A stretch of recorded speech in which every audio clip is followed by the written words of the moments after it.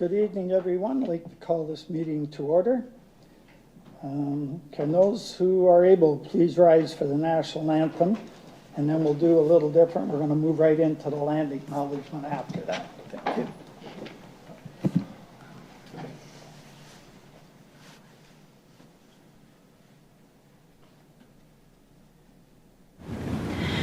Oh, Canada, our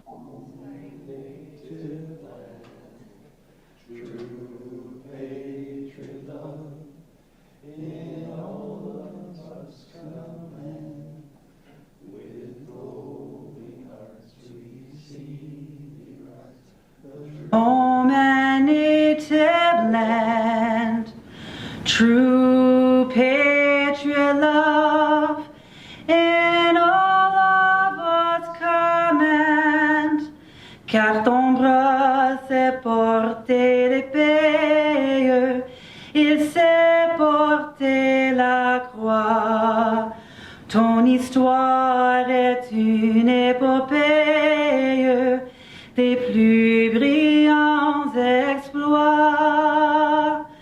God keep our land glorious and free. Oh, Canada, we stand on God for thee.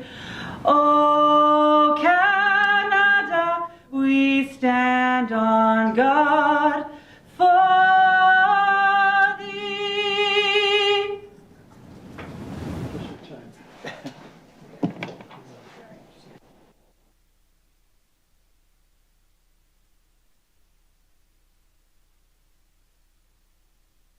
The Niagara region is situated on Treaty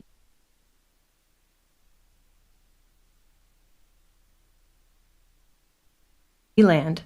This land is steeped in the rich history of the First Nations such as the Hattaway-Wendourok, the Haudenosaunee, and the Anishinaabe, including the Mississaugas of the Credit First Nation. There are many First Nations, Métis, and Inuit people from across Turtle Island that live and work in Niagara today. The city of Port Colborne stands with all Indigenous people, past and present, in promoting the wise stewardship of the lands on which we live.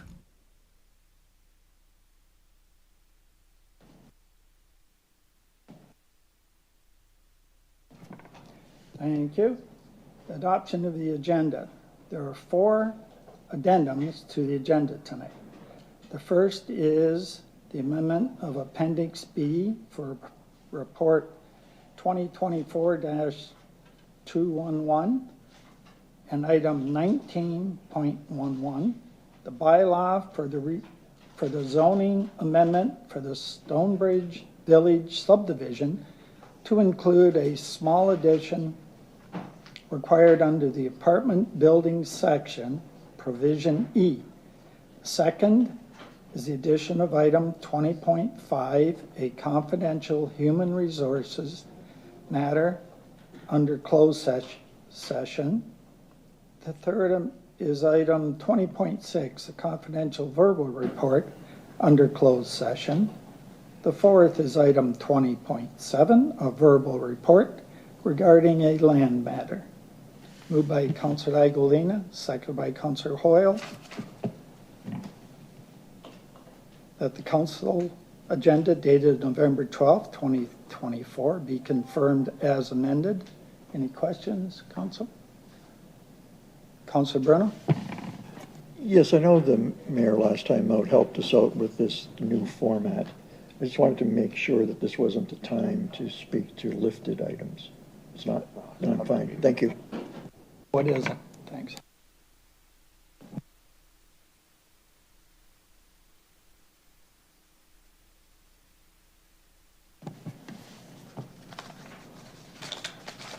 Disclosures of interest.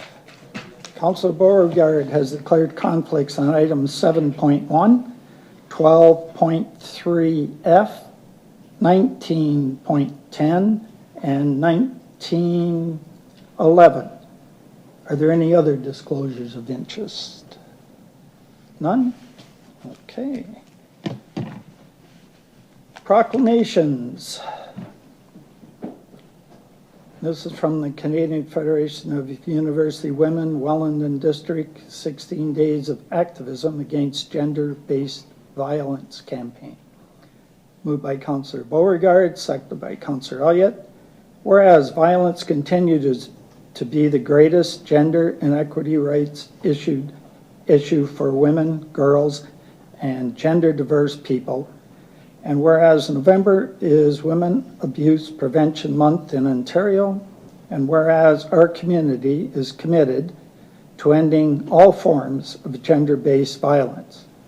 Now therefore, I, Acting Deputy Mayor Ron Bodner, do hereby proclaim that the 16 days of activism against gender-based violence to begin November 25th, International Day for the Elimination of Gender-Based Violence Against Women, until December 10th, Human Rights Day. And I urge all citizens to recognize these days to increase awareness and take action to support survivors of gender-based violence.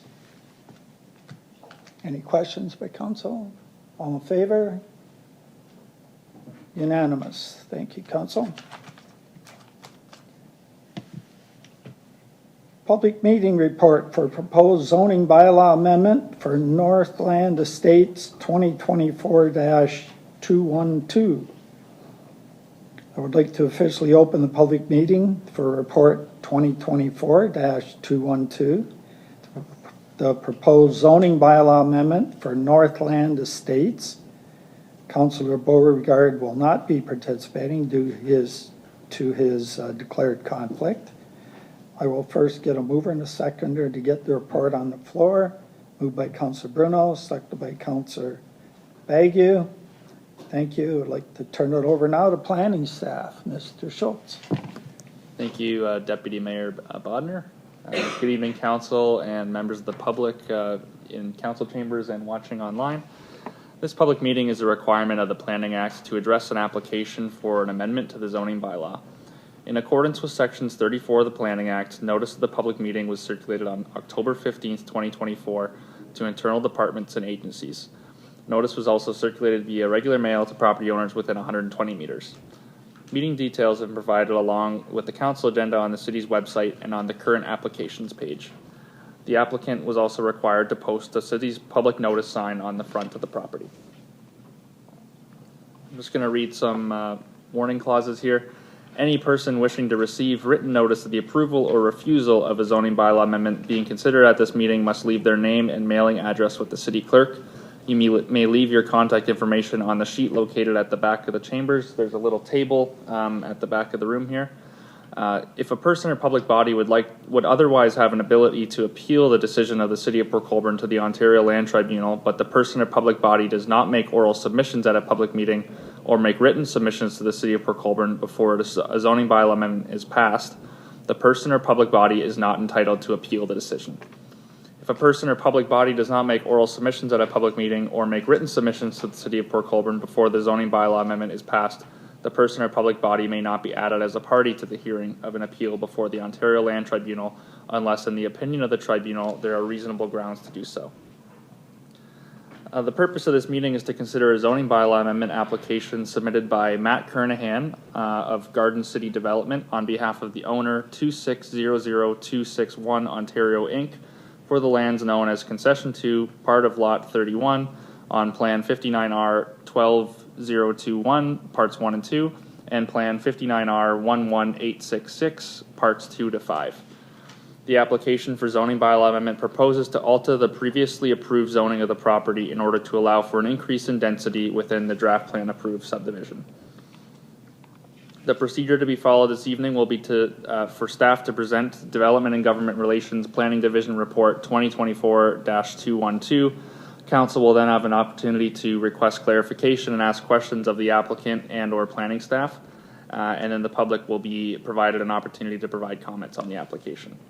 At this time, I'd like to present the Planning Division Report 2024-212.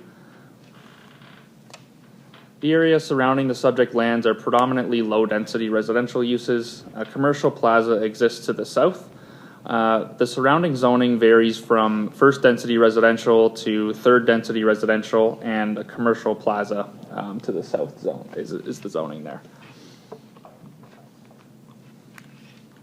The City of Port Colborne official plan designates the subject property as urban residential. Land uses in the urban residential designation include residential, neighborhood, commercial, and community facilities and institutional uses. Residential uses such as the proposed development are permitted in the urban residential designation, and the official plan designation is not proposed to be changed as a result of this application. The City of Port Colborne zoning bylaw, so these lands were subject to a previously zoned bylaw 7141/83/23. This was to change the zoning from residential development, or RD, to R3-73, being a special provision of the third density residential zone, MU-74, being a special provision of the mixed use zone, public and park, and environmental conservation. The purpose of this application is to change the previously approved special provisions of the R3-73 zone. These changes are proposed to help facilitate an increase in the density within the subdivision.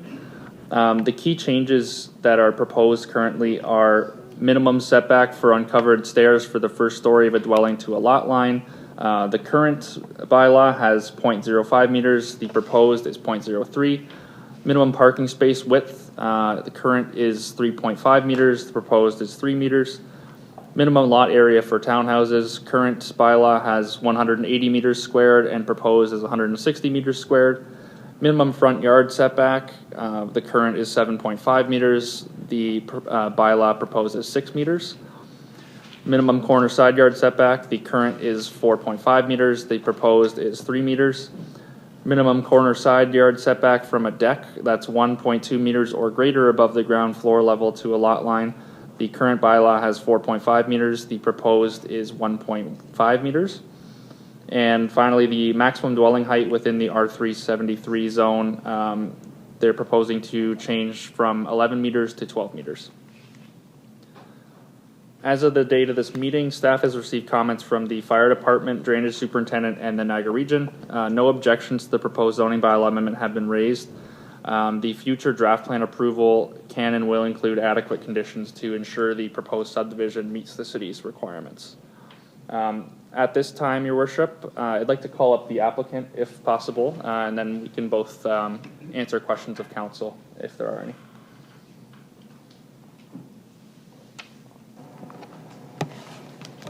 Good evening, Deputy Mayor, councillors, and staff.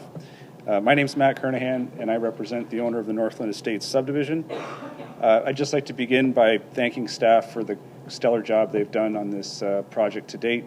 It's been a very collaborative process, albeit a long one, but I would like to extend that thanks to staff.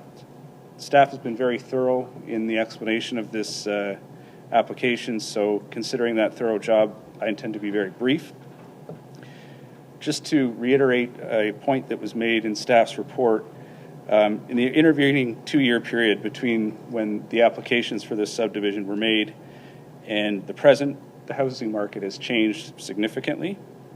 There's a significantly increased demand for more affordable housing, less demand for larger lot single detached dwellings, and the applications before you and including the associated red line revision will facilitate modifications in response to these changes. The applications will facilitate an efficient and compact development, in our opinion, at an appropriate density for this area. As Mr. Schultz mentioned, to date, we're not aware of any negative comments from staff agencies or the public on these applications. We appreciate staff's support and collaboration throughout the process and are looking forward to concluding this process so the developer can get on with this development. That concludes my presentation. I'm happy to answer any questions. Thank you. Through you, Deputy Mayor Bodner, I just missed one of the slides, I realized.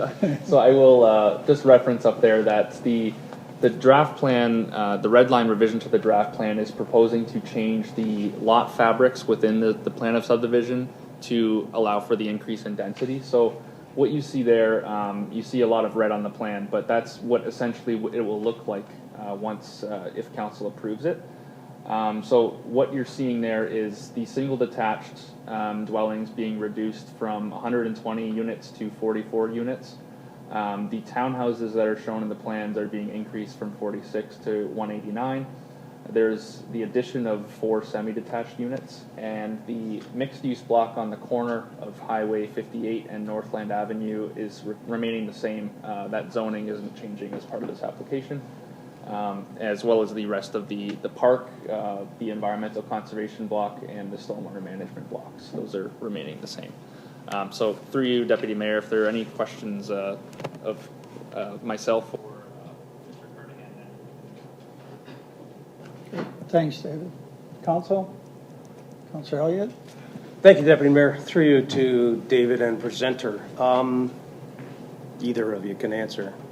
What's the target density from the province?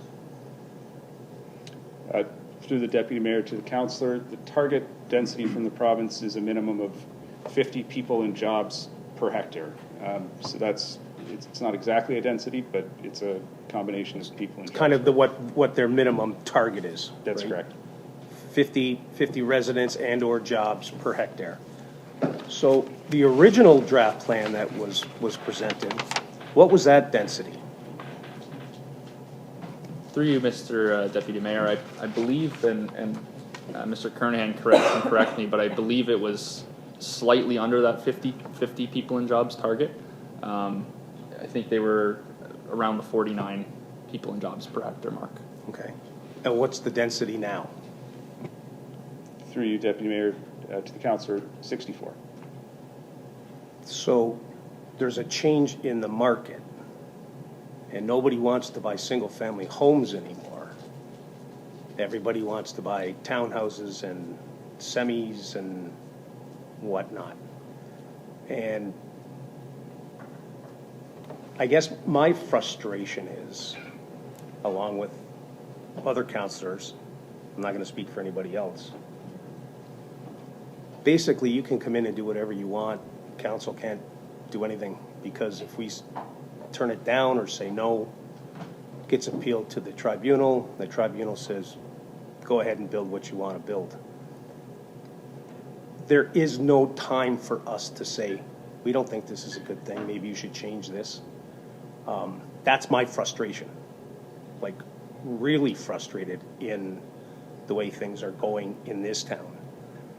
I know that there's a city just north of us that has a massive subdivision going in by one of the leaders in development in probably the province. And that development has over 1,000 single-family homes being built. So apparently the market just changed in Port Colborne, but not in the municipality to the north of us. And I don't know how that is, how they can build single-family homes, but we take out the single-family homes and turn them into semis, towns, and up the density, more units, more sales.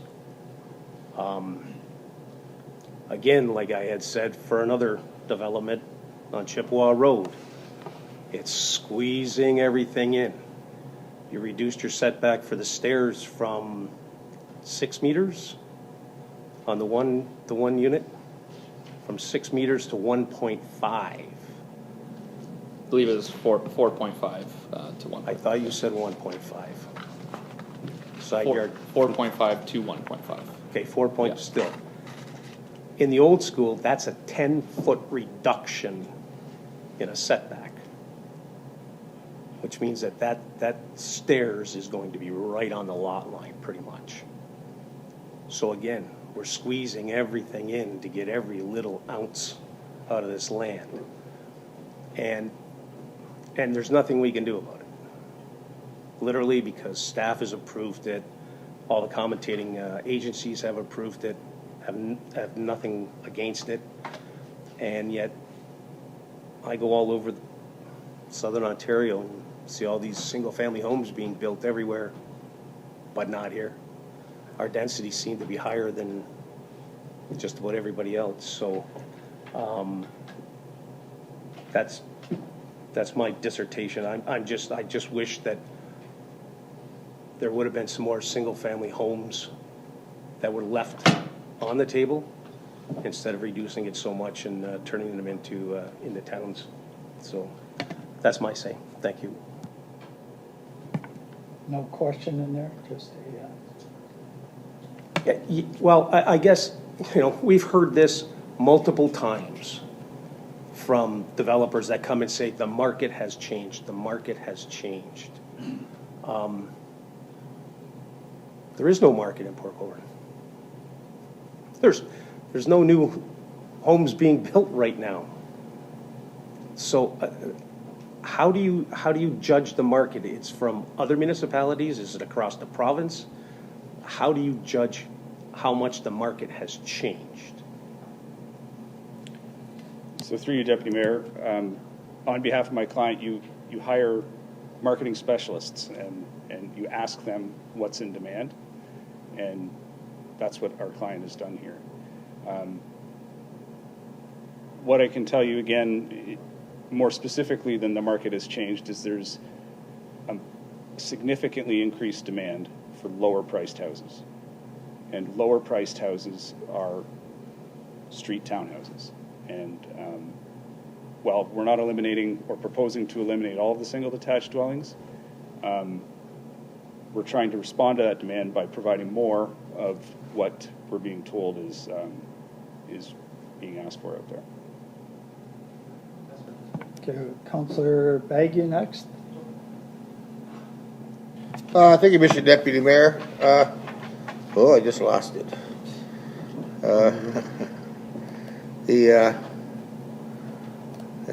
I might give it to me. Oh. Yeah, you got to switch over to him. I pushed the wrong button with my fat thumb, Mr. Mayor. Thank you, Worship. I agree with a lot of what my colleague, Councillor Elliott, has said. I would also say that if you increase the yield versus the construction costs, basically the sewers and underground don't change that much, but this becomes a much more valuable piece of real estate to sell with a higher level of approval. I would agree with you, Mr. Kernahan, that I'm not so sure the market's changed. I think because housing prices have gone up so much that people indeed are having to scale down to find a price point that they can afford. But I guess my first question, I'm going to have to come back to you, Mr. Kernahan, through you to our planner. David, the circulation for the notice of this public meeting, would it have been the same as the first time around? So this amendment or red line version, did it get exactly the same circulation as the first time out? Through you, Mr. Deputy Mayor, it would be the same distance from when it came to council originally to now as well. Yeah, it would have been updated with updated property information, but it would be the same distance. Yes. My biggest concern here is that, and maybe it's just the fact that it's a public meeting. Maybe it's the fact that people didn't pay as much attention. But my biggest concern is, as a citizen that we represent, you come to a public meeting, you state your piece, you come back to when the plan is before council and the final report, and you sit in the gallery and you either have another chance to make a comment, or you may leave happy, you may leave, I wish this didn't happen, whatever.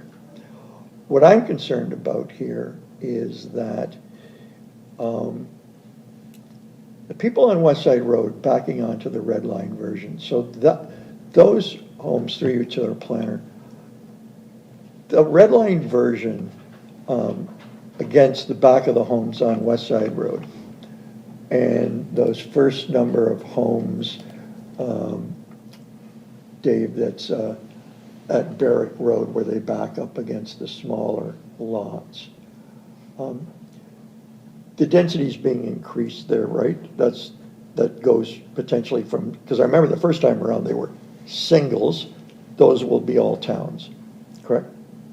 Through you, Mr. Deputy Mayor, that's correct. Yes. So my concern, and I was wondering through you to Mr. Kernahan, if the developer would look at this, or at least I would, will contact those people, is that people came to the process that was there, and it was the end of 2023, and they left knowing a single-family home was going to be in their backyard. And whilst they're not here tonight, I'm not sure that everybody independently knows that what they thought was going to happen, they just accepted it and went back to their day-to-day lives. And now they're going to have more density behind them, more neighbors behind them. And so, you know, at least with your subdivision, all the internal lots and the external sort of around from the back of the Barrack Road lots outwards, there's nobody there, there's no building there now, there's no neighbor there now. So no harm, no foul. But at the end, and some of these lots certainly on Barrack look quite deep. But at the end of the day, I'm just wondering if you can take back, I think you've got a heck of a lot more density if you could still keep singles against the back of those homeowners on West Side Road and those shallow lots on Barrack Road. So, again, haven't had any calls about this yet, but I'm not so sure everybody knows. I could support the lift, again, in the internal and that outer edge, but I guess I would reserve judgment on the ones backing onto existing homeowners that left with a promise, and now things have changed. So I don't know if you can relay that, or there's any potential for some movement there, Mr. Kernahan, but that's all I have for now. Thank you. Okay, Councilor Baggett. Thank you, Mr. Deputy Mayor. Just a question, I guess, whether it's for David or Mr. Kernahan. The zoning bylaw, the minimum setback for uncovered stairs of the first story of a dwelling to a lot line, 0.5 meters is required, proposed is 0.3 meters. Can you explain exactly what that is? Is that a deck off the back of a house going down towards their back fence? Through you, Mr. Deputy Mayor, that would be for example, if you have steps going up to your first story in the front of your house, they would be the setback from that, the first step, essentially. Okay, so it's in front of the house then?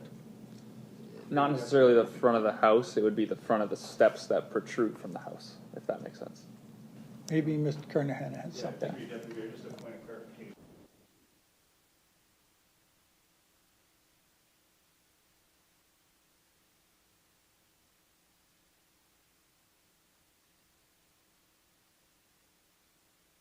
Okay, and because I'm on a quarter revision here,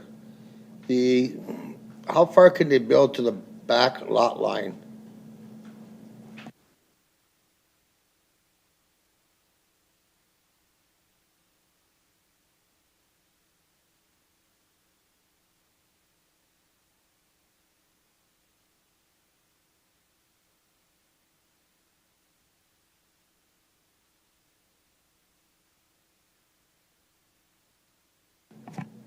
Okay, thank you, Mr. Deputy Mayor. Further questions of council? No? David? That's everything? No more questions? Okay. I think, just one second. Yeah, that's the next point in my spiel here. So, if there's anyone that's interested to speak, please. Sure. Members of the audience, anyone wish to speak to this? Seeing none, go ahead, David. Thank you, Deputy Mayor. The proposed zoning bylaw amendment recommendation report will return to council at a future meeting. To any interested members of the public, again, if you'd like to receive future notices regarding these applications, you can contact me by email at david.schultz, that's schulz, at portcolborne.ca, or by phone at 905-228-8117, or you can also contact the city clerk, Charlotte Madden. Additionally, I'll just remind you that there is a sign-in sheet at the back of the room. If you'd like to sign your name, you will be sure to make sure you get the notice. That concludes this portion of the public meeting. I'll now turn the meeting back to you, Mr. Deputy Mayor, to close the meeting and receive the report for information. Thank you. Thank you, Mr. Schultz. That Development and Government Relations Department Planning Division Report 2024-212 be received for information. Questions, Council? All in favor? Opposed, if any? Carried. Thank you, everyone. The public meeting for Northland Estates is now adjourned. We will proceed back to our regular council agenda. Okay, presentations. No presentations this evening. No delegations this evening. Mayor's report. The mayor is away, but I do have something to read for him.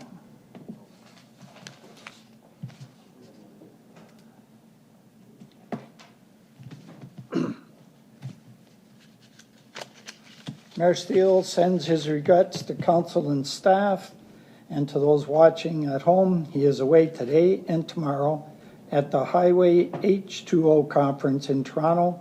He will be back Wednesday morning.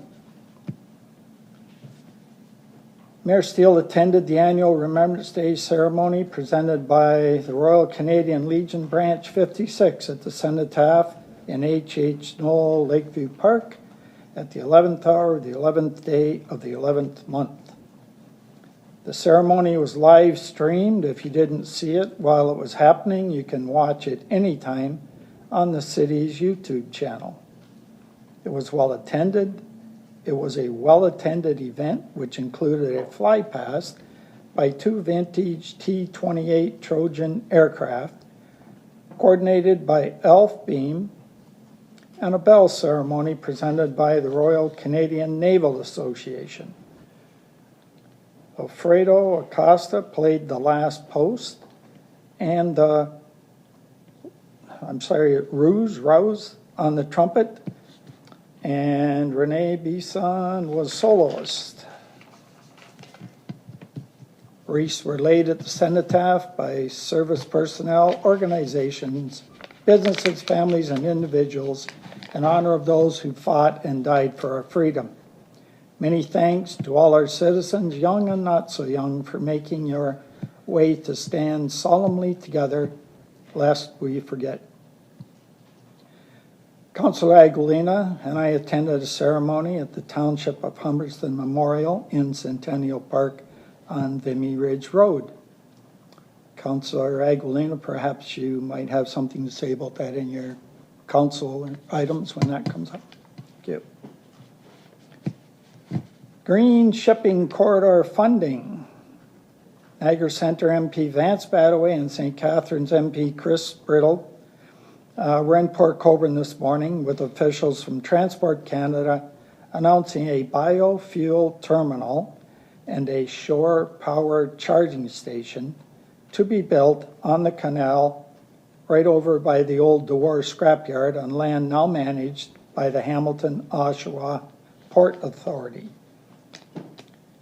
The projects are all part of the federal government's Green Shipping Corridor project to reduce emissions at our ports. Federal funding of up to $13.8 million will help HOPA build a 12-acre, 8 million liter biofuel terminal.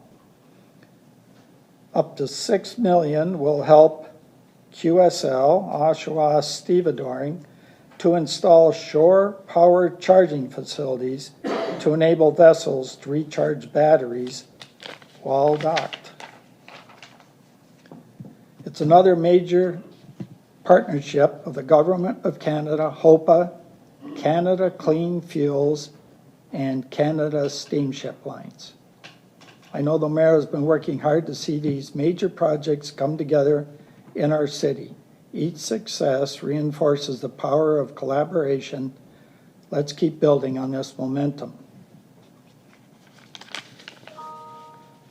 Live from Port Colborne, many of you heard the mayor on the radio early yesterday morning when he spoke on News Talk CKTB 610 about Remembrance Day services in Port Colborne. The week before, he was part of the News Talk CKTB Roundtable, broadcast live from the Pie Guys Cafe on the Welland Canal, right here in Port Colborne. We extend a big thank you to all those who participated, city staff, including Gary Long, Bram Cotton, Greg Higginbotham, Scott Louie, David Schultz, and local business people, including Nikki Lumsden from the Main Street BIA, Mike Smith from Young Bunslauer, and Sam Mills from Ashikaze. Their shared insights on the latest developments here in our city help spread the good news about our city across the region and beyond. Check the News Talk 610 website for links to all the segments if you missed the live broadcast. And voting for mural at Lions Field. We're asking everybody in Port Colborne to vote to choose a new mural for the side of the washroom building at Port Colborne Lions Field. From now until November 28th, we hope you'll cast your vote for your favorite of 4 mural designs that will be eventually displayed on the washroom building at Lions Field. For more information or to cast your vote, please visit the city's website, portcolborne.ca.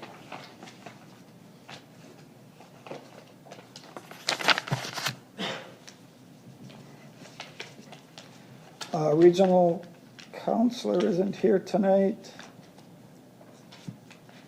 Consent agenda.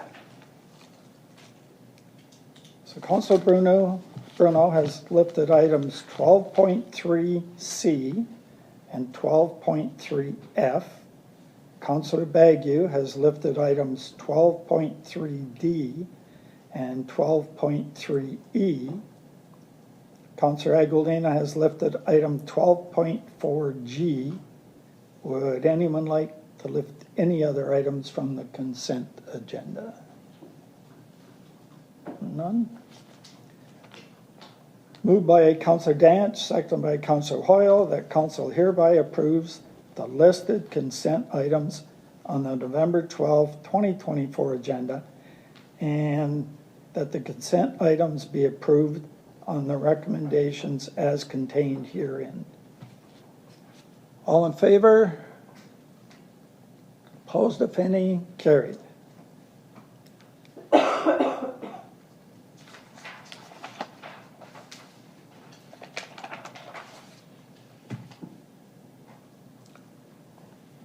Items requiring separate discussion. Item 12.3. Bylaw to establish a municipal accommodations tax, 2024-175. Moved by Councilor Bruno, seconded by Councilor Elliott, that Corporate Services Department Report 2024-175 be received. That bylaw number 7015/53/22, being a bylaw to establish a municipal accommodations tax, be repealed as of December 31st, 2024. That a new bylaw to establish a municipal accommodations tax attached as Appendix A to this report be brought forward and take effect on January 1st, 2025. That the new bylaw to establish a municipal accommodations tax only apply to new bookings after January 1st, 2025. Bookings made and paid for before January 1st, 2025 will be exempt. That a new bylaw and agreement between the City of Port Colborne and an eligible tourism entity, Niagara South Coast Tourism Association, be brought forward. that the treasurer be authorized to make one or more payments in each fiscal year to Niagara South Coast Tourism Association, and that the payment total is to be equal to 50% of the municipal accommodations tax revenue collected, net the reasonable fees and cost of collecting and administrating the tax, and that the treasurer be delegated the authority to implement and administer the bylaw, to collect the municipal accommodations tax, and to take all actions and make all decisions, including any and all enforcement measures required under the bylaw. Councilor Bruno, you wish to speak to that? Thank you, Worship. I know the low-hanging fruit, easy part, the marina, Shirkston, was all very organized. We have one person to deal with and ourselves to deal with, and that seems to have worked out very well. I'm pleased that the MAT tax will allow for South Coast to promote all things Port Colborne when it comes to tourism.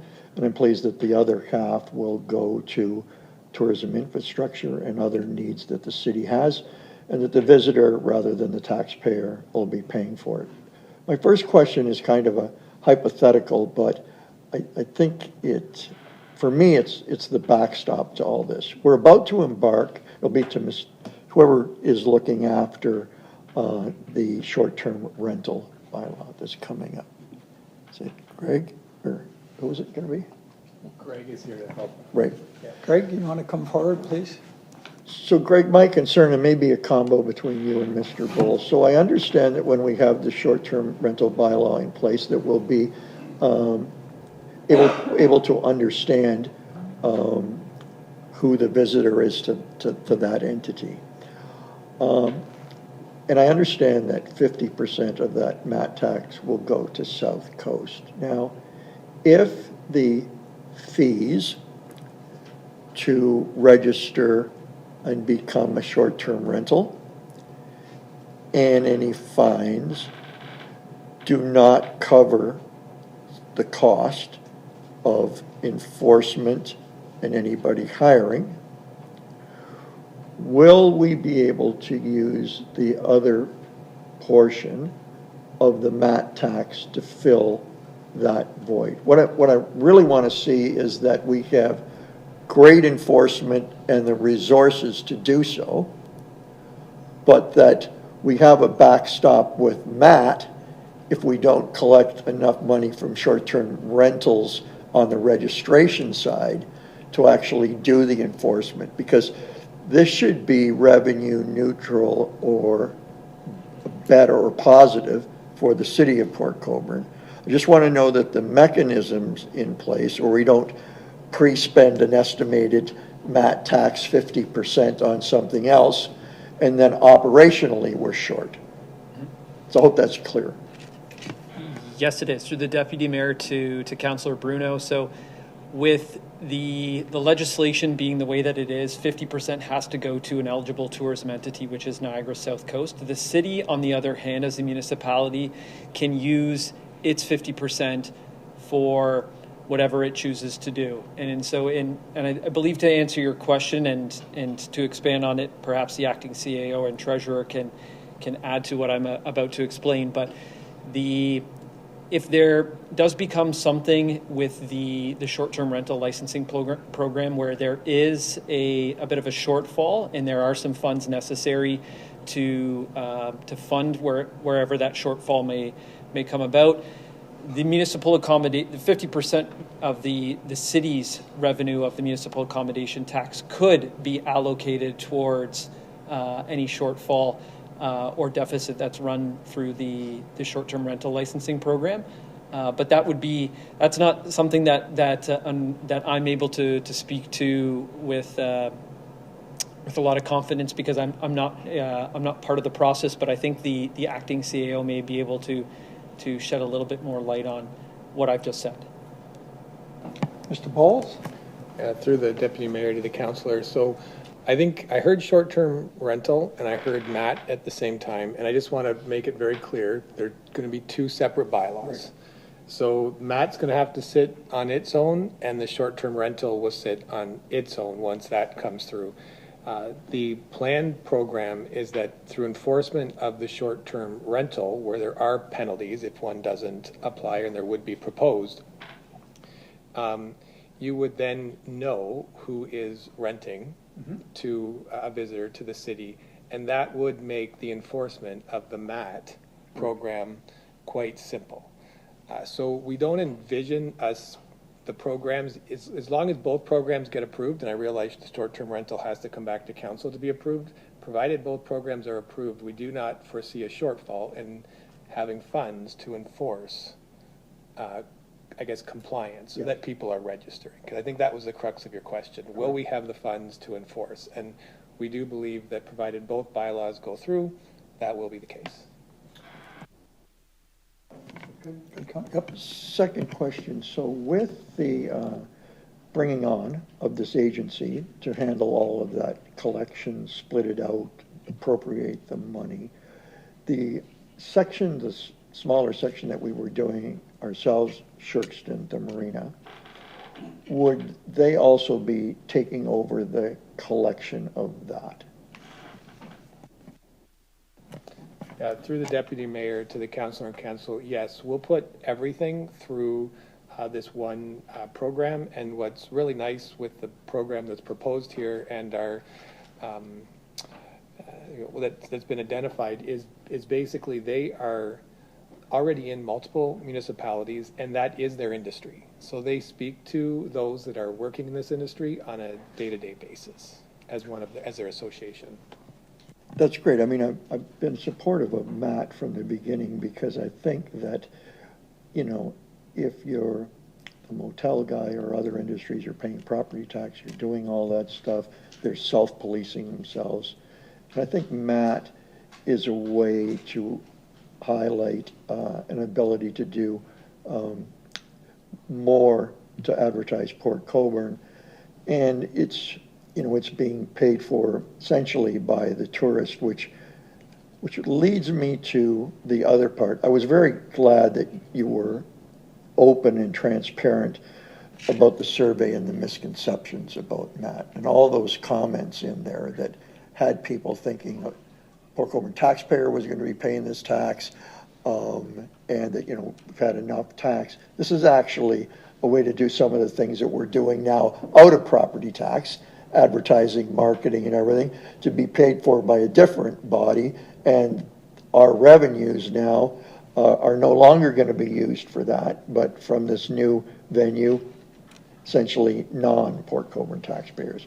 I get it if you're in that business, but, you know, a lot of these places they're doing quite well being on short-term rentals as well as the other. I know there wasn't any pushback, I don't believe, on Shirkston paying it. I think 4% is a reasonably small figure. I am disappointed that the short-term rentals wasn't ready. I think it would be interesting to see a year from now, September through December, which we'll have missed, how much we missed. And I know we've all been around on pounding when is this bylaw going to be done, but glad it is. I guess better late than never. I was wondering, I'm not sure if, I mean, most surveys, many surveys, you're trying to get an open answer from somebody and you don't track who sent in the responses.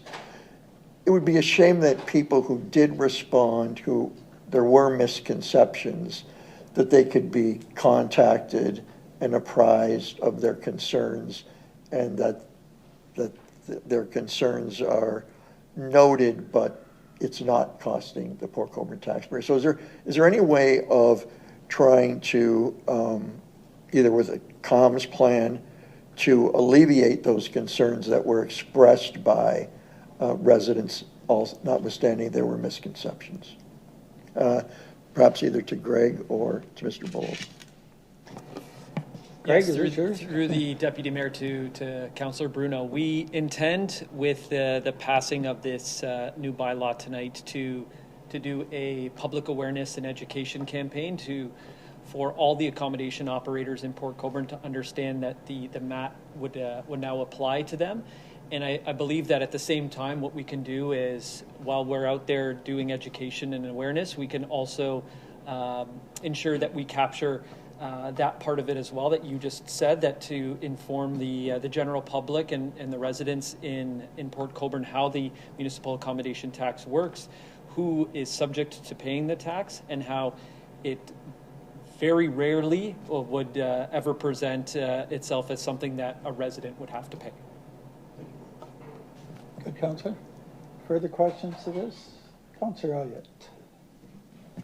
Thank you, Deputy Mayor. Just a couple of quick questions. So we received this, we passed this tonight, but the other portion bylaw isn't here, which is very concerning because there's only 2 meetings left this year after tonight. So are we getting the short-term rental bylaw next meeting, or is it going to be in the only meeting in December? Because how do you pass it and then distribute it to all of the short-term rental owners so that they know what's going on? Because there's only 4 weeks between this meeting and the December meeting to get that bylaw passed. So will that be coming back next meeting or the meeting in December? Mr. Bowles. Through the Deputy Mayor to the Councillor and Council, first let me say that it's not uncommon to have a MAT tax and not have a short-term rental bylaw. So there are municipalities that just have the MAT tax, so we can absolutely move forward with the MAT tax. It's a lot easier to have both, but you can just have the MAT tax. With respect to when the short-term rental bylaw is coming back, I'm going to have to bring that back to the CAO and get back to you with respect to that. Whether it's those 2 days, that'll be a decision of the CAO.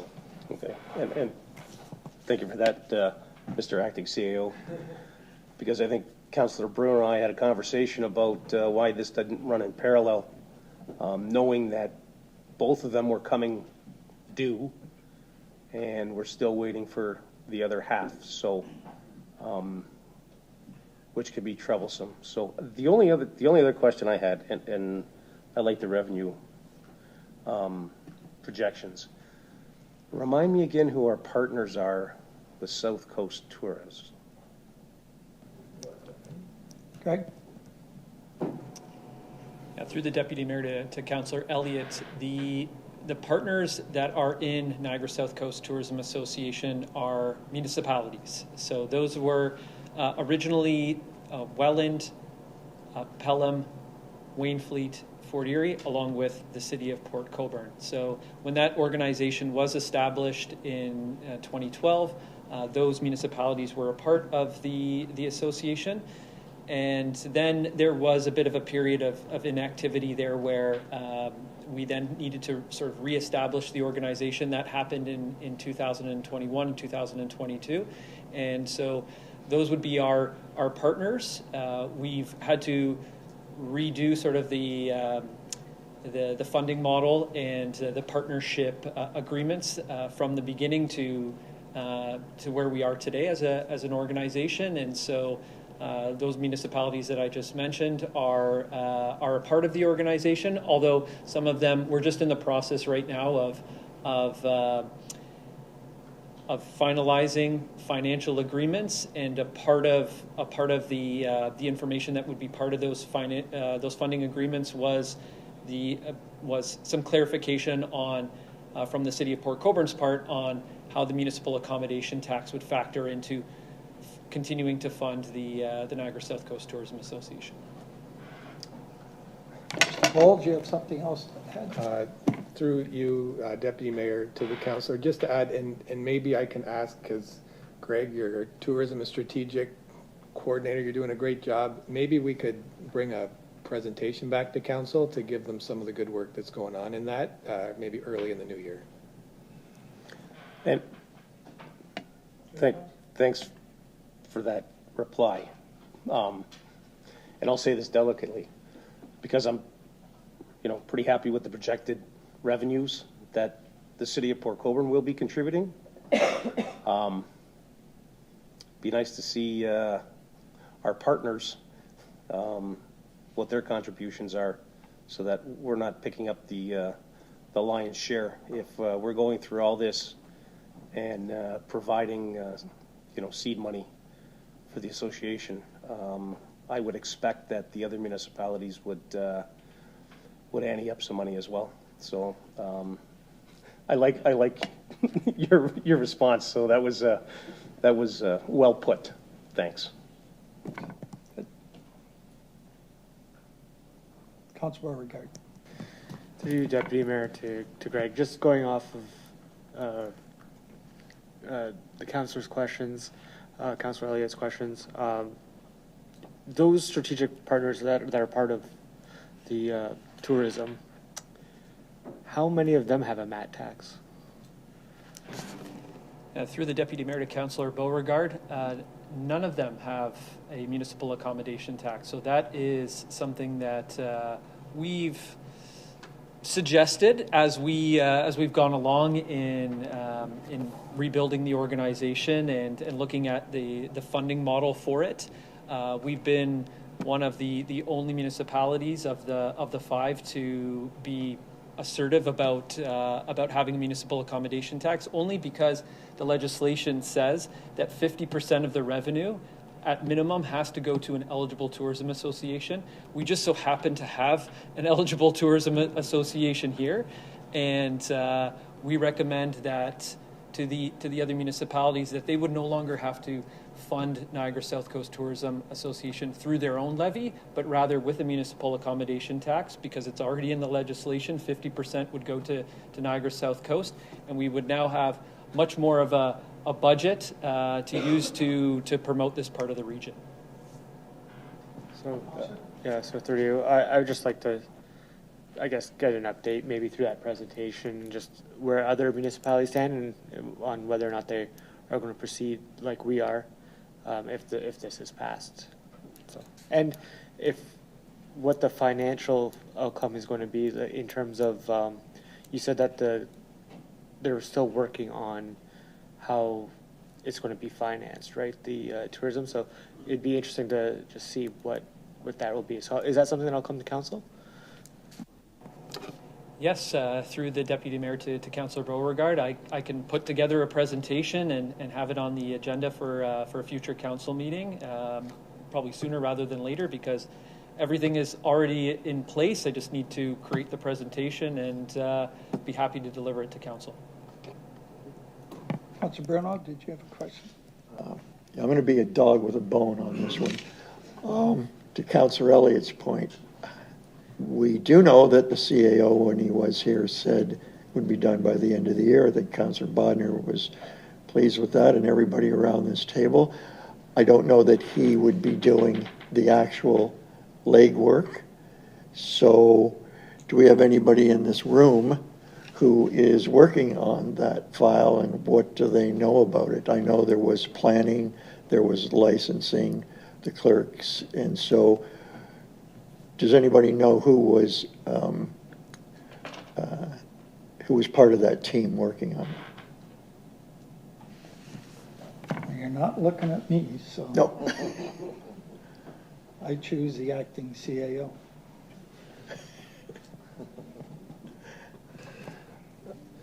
Through the Deputy Mayor. So I think, as I said earlier, that I think I can talk to the CAO and come back and let council know when he thinks it's going to come back. I think council is asking this question because there's only 2 meetings left and they're very busy meetings. I would project, based on conversations I've heard, that it will be in the new year. That's when you would get that short-term rental bylaw.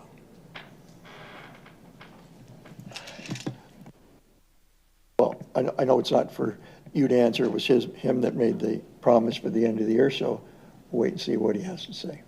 Thank you. Further questions? None? Well, All in favor? Opposed, if any, none. Unanimous, thank you. Next, 12.3D, sale of Alma Street Road Allowance 2024-166, moved by Councillor Bagu, seconded by Councillor Aguilina. The Chief Administrative Officer's Report 2024-166 be received, and that Council approve the agreement of purchase and sale with 100923545 Ontario Inc. for the Alma Street Road Allowance, and that the Mayor and City Clerk be authorized to sign the bylaw for the agreement of purchase and sale and any and all documents respecting the sale of these lands. Councillor Bagu, you have a question on this? Yes, thank you, Mr. Deputy Mayor. I have no problem with the sale of the property to 1000923, whatever. But I do have a problem with not knowing the person that's buying the property. I think for transparency, it's a city of Port Colborne's property. It's our taxpayers' property, and everybody should know who's actually buying our property rather than a number, Mr. Deputy Mayor. So I don't know if we're able to disclose the name or not. Staff, Mr. Long, are you working on that or not? Yes, thank you. Good evening, Council. Through you, Deputy Mayor, to the Councillor. I mean, certainly staff are aware who has purchased the city parcel. They've decided to take ownership through a numbered company, you know, for their own corporate reasons. Perhaps part of that is for privacy. I don't know. I'm not sure I'm at liberty to disclose that without their permission. What I can say is that the company has other investments here in Port Colborne, so including a condo building. So maybe I'll leave it there. Thank you, Mr. Deputy Mayor. Thanks for the answer. Could we maybe just clarify that with our lawyers and everything, whether because I think that's come up before, and I don't think you can give out a name, but you know, we might as well hear that from somebody on a larger pay scale, maybe us. Okay. Councilor Beauregard. Just through Deputy Mayor. I know that the town of Fort Erie requires it on some of their planning applications that I believe that come to council, that it not just be a number company. Any number company has to provide like an actual operating name. So again, I don't know if what they're doing is necessarily illegal, but I just know that they do require that as well. So just, you know. Any other questions, council, to this? Seeing none, all in favor? Opposed, if any? Carried.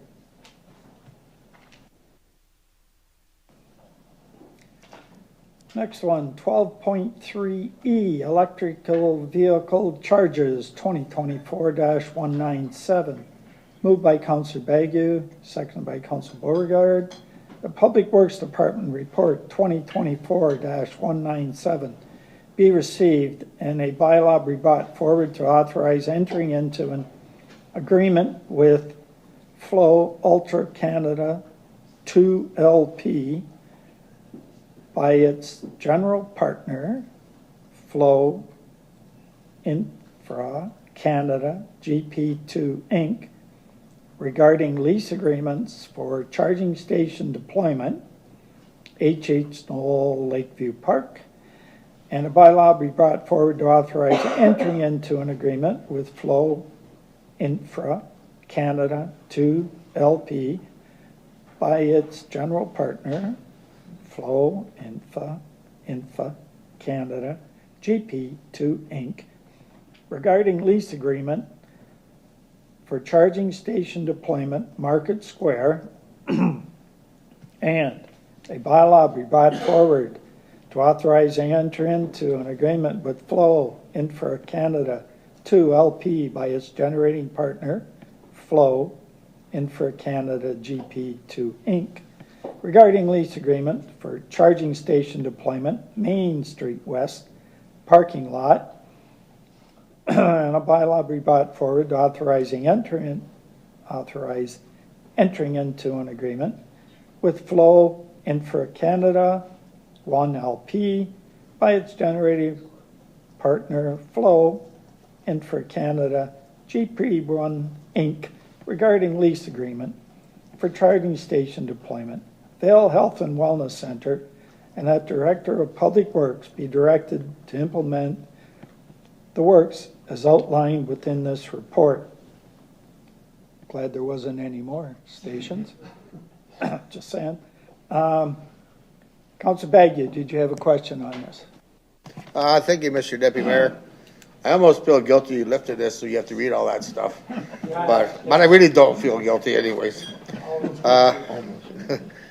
This has been a very long journey, Mr. Deputy Mayor. I think I brought this up the first term of council when I was on it.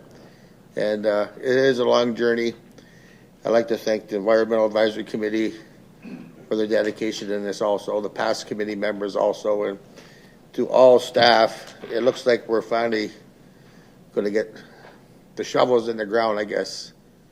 And the only thing I don't like, or I can't say that, the only thing I'm disappointed in is taking up to a year to get a transformer for the Vale Center. Like, is it like when we buy our big dump trucks for the public works, we got to wait 2 years to get the truck? I think that was directed at you, Steve. Yes, through you, Deputy Mayor.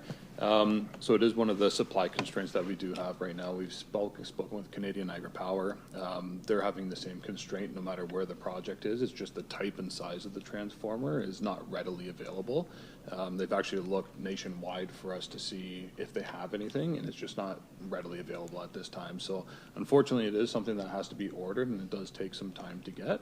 So at least we need to start putting that order in now so that we can get it sooner than later.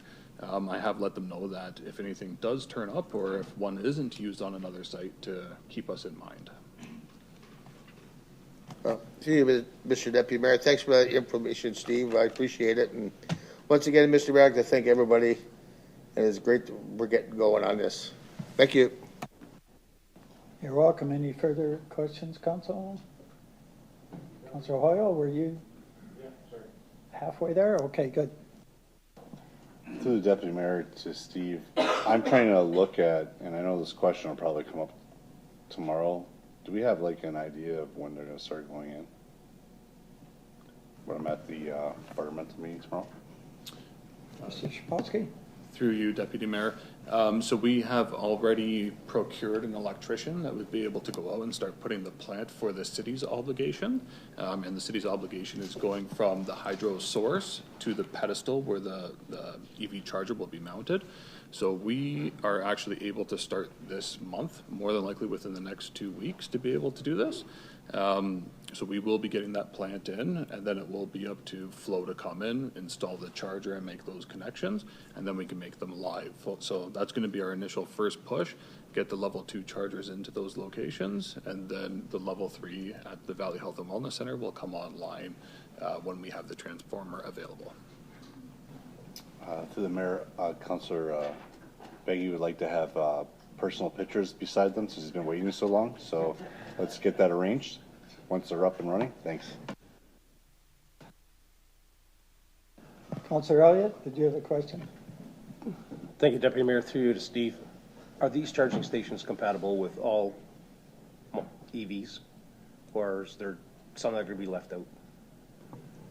Through you, Your Worship. So it will be the standard plugs that you have. A lot of people nowadays end up carrying different adapters to adapt to the vehicles that they have.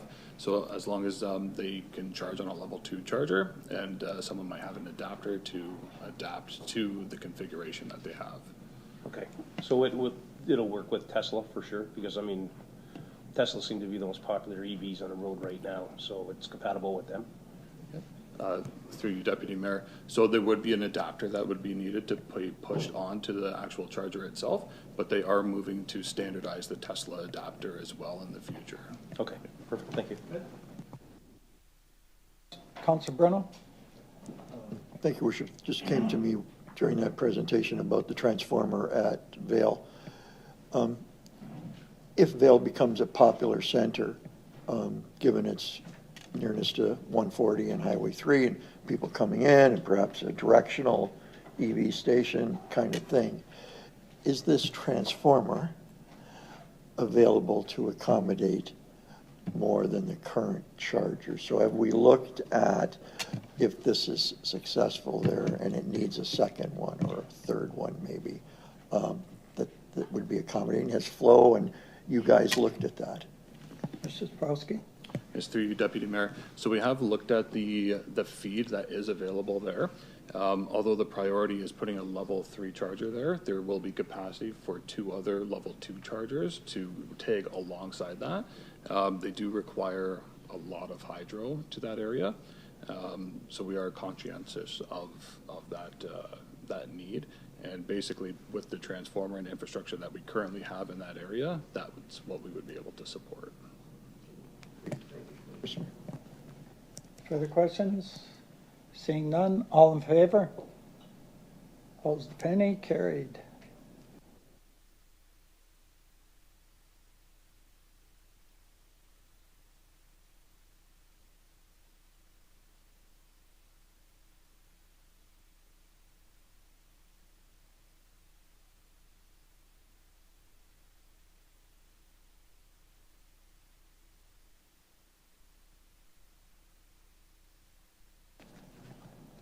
Sorry, I had my mic off. I'll start over.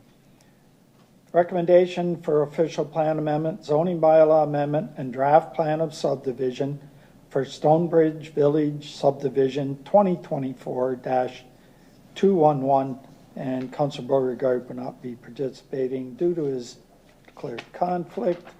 Moved by Councillor Bruno, seconded by Councillor Danch.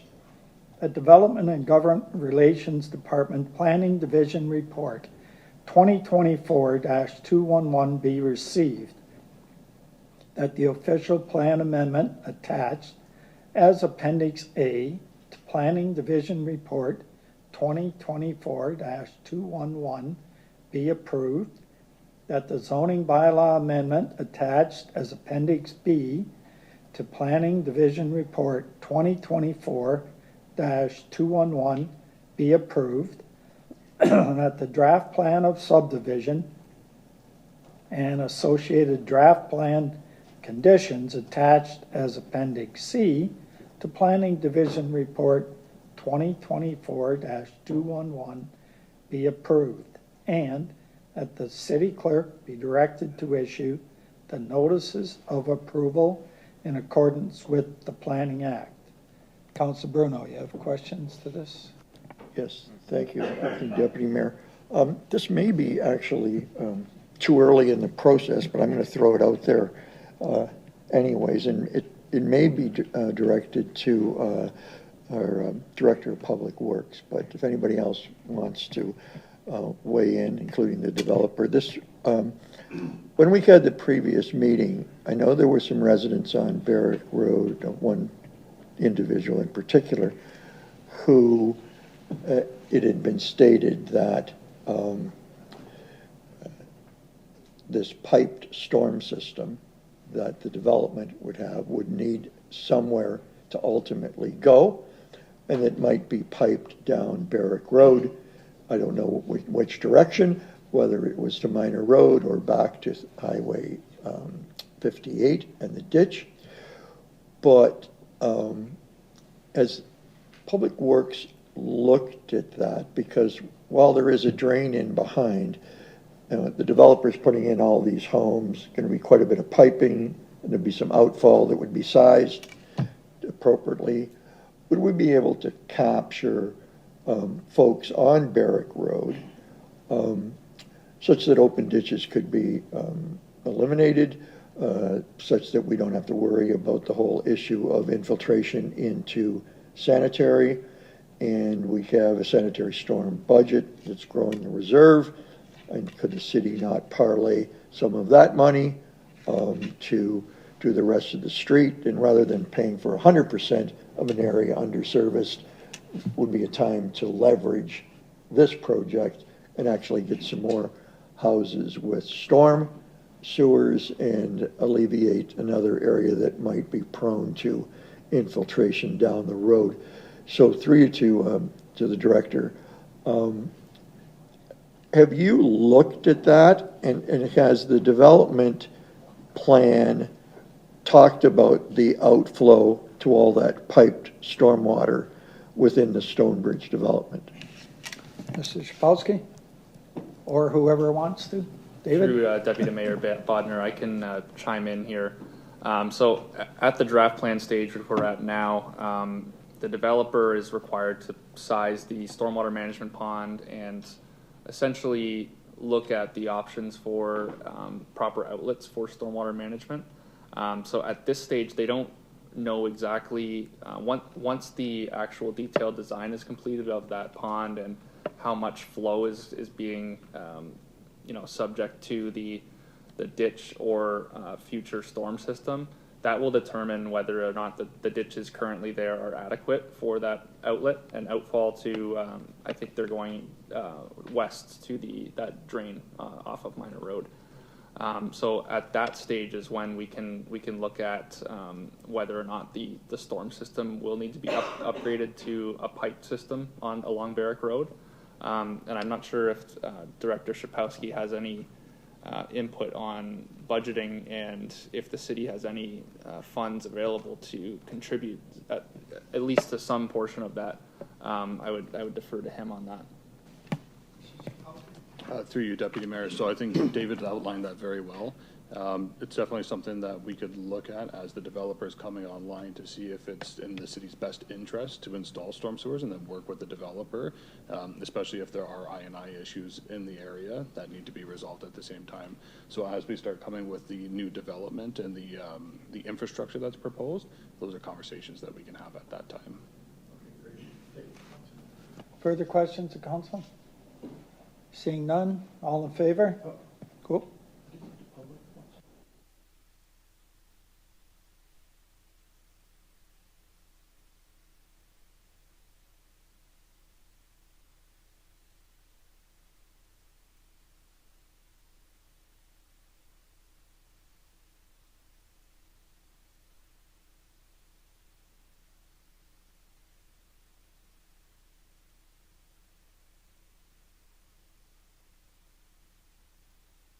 Council Beauregard, you want to join us again?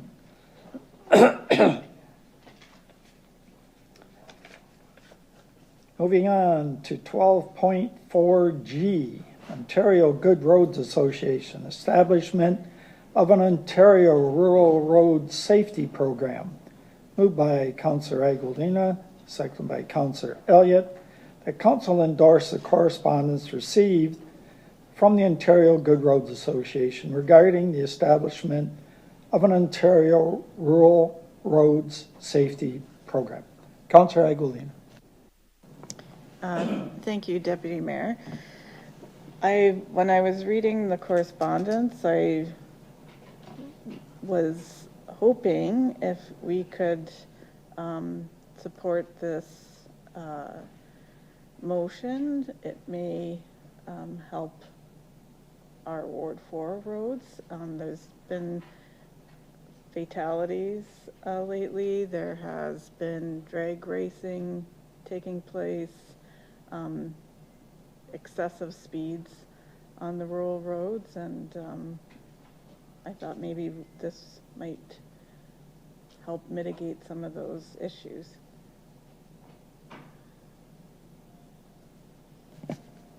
So you're asking that we support this rather than just receive it? Is that? I believe there's a motion attached to it. Okay. So the motion is to endorse it? Yes. So, yes, okay. please. Further comments? Councilor Beauregard? No? I would just second that motion.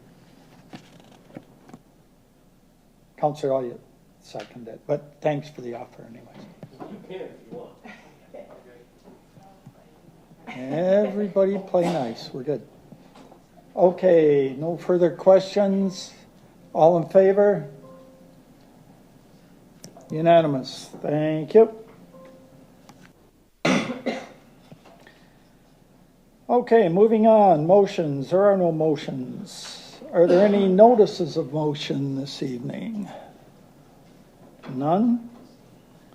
Staff remark time. Councillor Szapowski. Councillor. Director Szapowski. Sorry. Yes, thank you. First off, we wanted to let council and the public know that the road end study that's reviewing multiple options for parking and vehicular access on the lakefront road ends is being delayed to February of 2025. Staff have been working with our consultant and solicitor to ensure that multiple options are reviewed based on the public consultation that took place earlier this year. Staff want to ensure that all the options have a fulsome review so council can make a well-informed decision on this matter. The timeline will still allow any recommended changes to take place before spring if council should approve it. Secondly, Lockview Park is progressing well with the playground scheduled to start installation this week. Based on the cooler weather we're currently having, we'll be postponing the pour-in-place rubber until the spring, just to ensure the longevity of the product and also its warranty period because it needs temperatures above 10 degrees day and night. But not to worry, we will be topping up the area with engineered wood chips so that the children can still play throughout the winter on the equipment. And in the spring, we'll be reutilizing those wood chips in other playgrounds that we have. And then the poured-in-place rubber will be placed at that time. And then our deputy mayor mentioned the Lions Field mural, which is great. So we just encourage everyone to vote for their favorite image. Thank you. Any questions of council to Steve? No. David, see. Thank you, Deputy Mayor Bodner. Just one remark today. Following up on Councillor Bruno's request for additional information regarding development charges and when there are multiple developments involved and if the city can initiate our own studies to alleviate that. So we have referred that to the city's development charge consultant and also our asset management supervisor to review. So we will be reviewing that on a more fulsome detail. On the surface at this point, we think there may be some funds within the DC that may not be specifically allocated to a certain project, but may be able to be used for studies like that. So we're confirming that now, and we'll be able to provide council with a more fulsome update on that at a future meeting.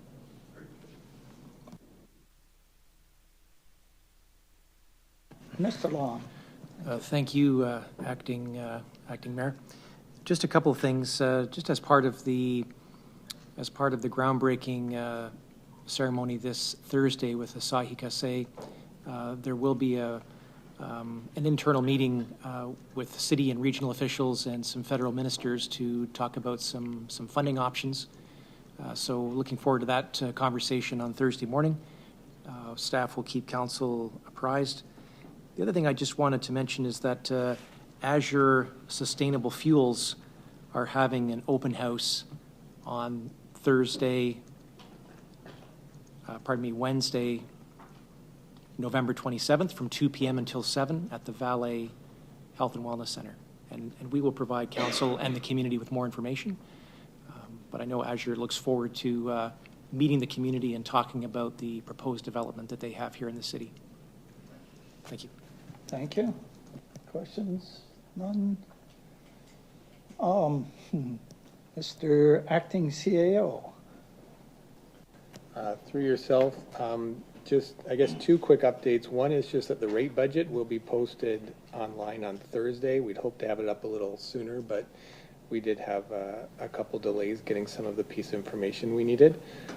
But that will be up on Thursday, and if councillors want, they can come and pick up their binders, or we can have them delivered.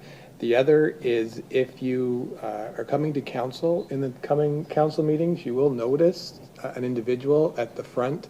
We do have somebody that will welcome you, so that way when the community comes in and they come in potentially while the meeting is going on or before and they don't know where to go, we will have somebody going forward at the front door to welcome you, make sure you can find your way upstairs, use the elevator, etc., and make sure that the city hall is closed down appropriately once we are completed. So just to let council know, we do have somebody at the front door, so that when you show up, you know where to go, because I know it can sometimes be confusing for the public.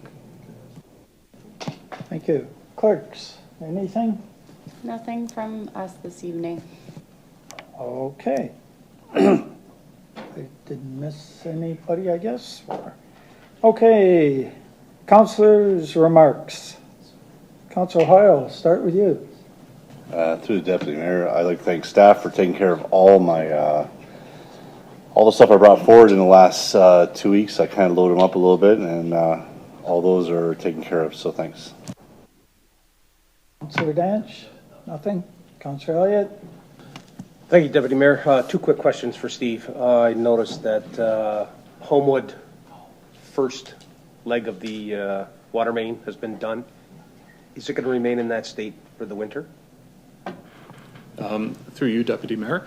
So what's happened is the contractor has gone in and they've installed the main line sewer along Homewood right now. Next week, they're planning to commission that main, which means they'll have water within it, and they'll be connecting it to the actual mains on either side. At that point, they'll be able to remobilize to site and then start installing the services. So the plan is still to have them all connected this year.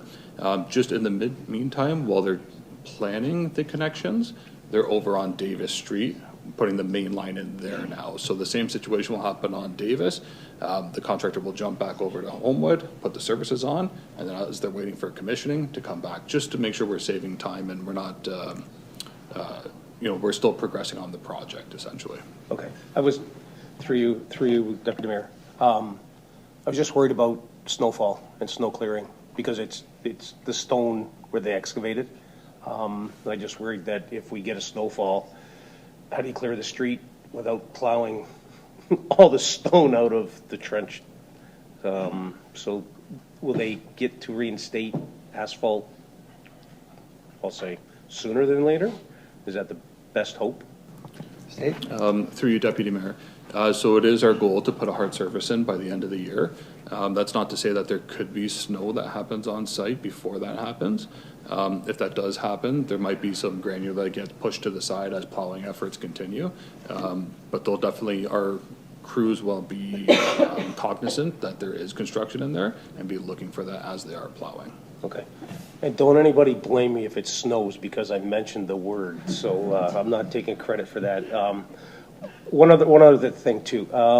Great job on Sugarloaf with the sidewalk repairs. I imagine that there's a lot of residents that are really happy. There's one area that I don't know if we can do anything about, Lighthouse Lane on the east side. When you're going west, it drops almost straight down to the road. And I don't know if there's anything we can do about that to decrease the slope, because as winter comes in and people with limited mobility, I don't know how they're managing now with that, but I walk down there quite often, and for somebody as in good a shape as I am, it's rather difficult to go down. So I don't know if we can take a look at that, or if you have, but it's a significant drop. Through you, Deputy Mayor. What I'll do is I'll speak with staff and we'll look at potential options. There may be options where we can lower a section of the sidewalk to make it a little more not as intrusive or not as steep in the end. It might just involve cutting the section of sidewalk down a little bit. So we can look at some designs for that and then follow up with council. Okay, perfect. Thank you. That's it. Thanks. Councilor Bruno? Thank you, Acting Deputy Mayor. Had 2 or 3 come in. I probably would have made up one because I know Councilor Baggio last time was disappointed that they didn't have anything to say. So at least tonight I've got a couple things here. Through you to Director of Public Works, school zones. So I got a complaint from a gentleman on Oakwood, sorry, I beg your pardon, on Knoll, because for St. John Bosco School, there are signs on Oakwood that say school zone, right in Steel Street, there's a crossing guard. But Highland happens to be the way most of them all walk from anywheres east of Steele. And he was wondering if it is possible on like Knoll to put school zone ahead, because the road that and sidewalk that they walk on has that crossing. I mean, the four-way stops have worked really great, the one added. But I looked around at Oakwood School, and I didn't look anymore, but it doesn't seem like all their entry streets have a warning that it's a school zone or walking out. So I didn't know if there's some kind of policy or rule on that. So I'm just wondering if you could look into it and get back to me. And also there at the final crossing there at Knoll, because the school is hidden back behind the houses, if that hash mark walkway could be repainted. It's kind of worn down to just a stop bar as opposed to a crosswalk. So that was that one. Hedgerow at Minor Road and Highway 3. If anybody's come up Minor Road to try and turn left going towards Napa and Young's, if you're at that stop sign, there's a curve there, and there's growth, there's like a hedgerow along that curvature. So if you're trying to get out against the Wainfleet traffic or against the traffic going to it, you've got to be on your game to, it's a little anxiety rush there to make it around that curvature, and it becomes more blind because of the hedgerow. So I wonder if you could look at that, Steve. And then finally, I'm not sure who this is directed to, Vale Center. I haven't been there as much this year because two of my grandsons are playing out of town, and two there. But concern for just some littering, kids running, playing hockey in the aisles, like lots of activity there. I understand some washroom damage. I mean, I noticed when I'm there, it's hard because the ice attendants are flipping from one rink to another, and nobody's really watching what's happening on a Saturday. Saturday was when this happened. And I haven't really noticed an increase in it, but there is really nobody there. I suppose people could be directed to go to the Y desk and report it, but I'm passing it along. I don't know if there was washroom damage during the day because there is no attendant anywhere really walking in the building. Just wondered if you could look into that, how other communities are doing it, but it seems to have taken on a bigger life than it ever has before. That's all I have.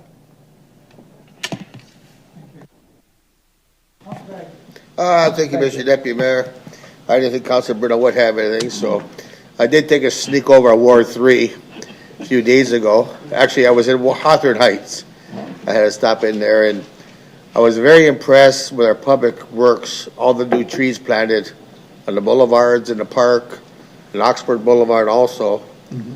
All new trees, and they look really great. So thanks to Public Works for continuing on our tree planting program.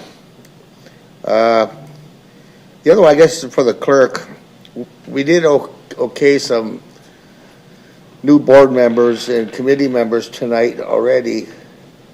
But my question is, the last time the Active Transportation Advisory Committee had a meeting was in May 30th, 2023. Is that committee now defunct? I'm supposed to be on it, that's why I'm asking. Nobody seems to know. Through you, Deputy Mayor, to Councillor Bagu, my understanding was that they were not currently meeting. There hasn't been a formal dissolution of the committee, but as far as I'm aware from the staff liaison is that they aren't currently meeting, and it was to my instruction that we not recruit for that committee. That is all that I've been told. Okay, no problem. Last one, I guess, for Steve. We put the new stop signs up on West Street. They're the Pie Guys there. I think that's Victoria. Is it Victoria or Adelaide, that corner? Victoria. And I had a complaint from a nearby resident saying because of the new stop sign heading south on West Street, a lot of people don't see that stop sign, that new stop sign that's there. And they suggested maybe we either put for a temporary period of time, one of those little small flashing red lights, because the stop sign is new. I don't know if you need one coming north on West Street. That's also a new stop sign, but I'll leave it up to staff to figure that one out. But they said there's quite a few cars going right through that stop sign, like it wasn't even there. They're not slowing down. They're just going like normal still, like the sign wasn't there. So we could take a look at that, and I appreciate that. And hate to have a vehicle inside Pie Guys, making a drive-through. So thank you, Mr. Deputy Mayor. I'm done. Councilor Beauregard. Councilor Aguilera. Thank you, Deputy Mayor. And to go by your Mayor's remarks, we were at Centennial Park on Monday, Remembrance Day, and it was quite well attended. There was about 50 residents that showed up, and the same pastor that's been there the last few times, I believe, is from St. John's Anglican, Lutheran Church. He conducts the ceremonies there, and we had the two planes come overhead, so it was very, very lovely service, and we would like to thank Public Works staff for taking care of some of the leaves out in Centennial Park. I have two other items I'd like to bring up. In preparation maybe for next Remembrance Day, there's been quite a few suggestions about painting the crosswalk with the Remembrance Day colors and like a soldier kind of in place. So I'm not sure if the connection between the Legion and Shoppers, that crosswalk might be looked at, but something for Public Works maybe to figure out costs to do that. Quite a few residents were interested in that. And lastly, Deputy Mayor, I'm going to ask that my request, this will be my third request, to have an update from the meeting that took place, I believe, September 11th with Sun Retreats. I still have yet to receive any information about the meeting. So, and that's it. Okay, so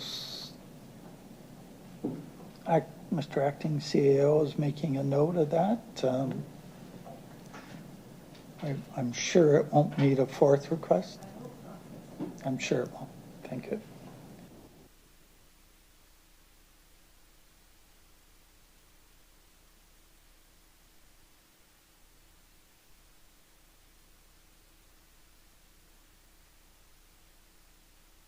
Procedural motions. Councilor Beauregard has declared conflict for items 1910 and 1911.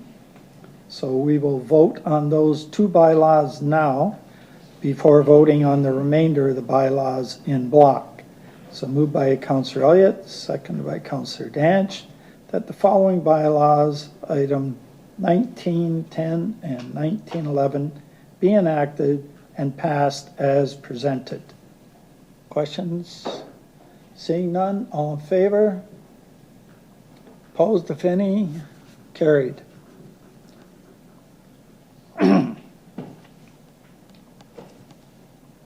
19.12, bylaw to amend zoning bylaw 6575/30/18, respecting vacant city-owned lands on Elizabeth Street north of the Friendship Trail. moved by Counselor Bagu, seconded by Counselor Hoyle, that the following bylaws, item 19.1 through to 19.9 and 19.12 be enacted and passed as presented. Questions? All in favor? Opposed? Carried.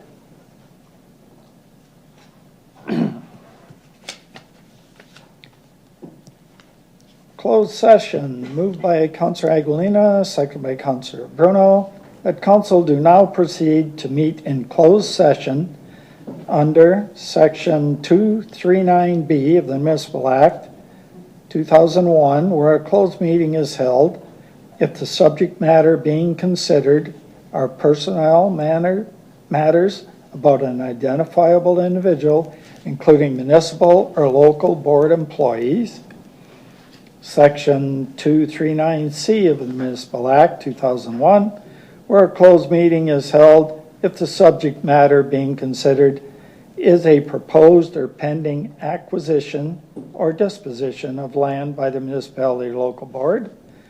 And Section 239(2)D of the Municipal Act 2001, where a closed meeting is held if the subject matter being considered is labor relations or employee negotiations. Section 239E of the Municipal Act 2001, where a closed meeting is held if the subject matter being considered is litigation or potential litigation, including matters before administrative tribunals affecting the municipality or local board. Section 239(2)F of the Municipal Act 2001, where a closed meeting is held if the subject matter being considered is advice that is subject to solicitor-client privilege, including communications necessary for that purpose. And Section 239(2)K of the Municipal Act 2001, where a closed meeting is held if the subject matter being considered is a position, plan, procedure, criteria, or instruction to be applied to any negotiations carried on or to be carried on by or on behalf of the municipality or local board. And just for the public, that we won't be coming back into open session. So, do we have a vote on that? No. So, vote on, right, vote to go into closed. All in favor? Opposed? Carried. We are now in closed session. So.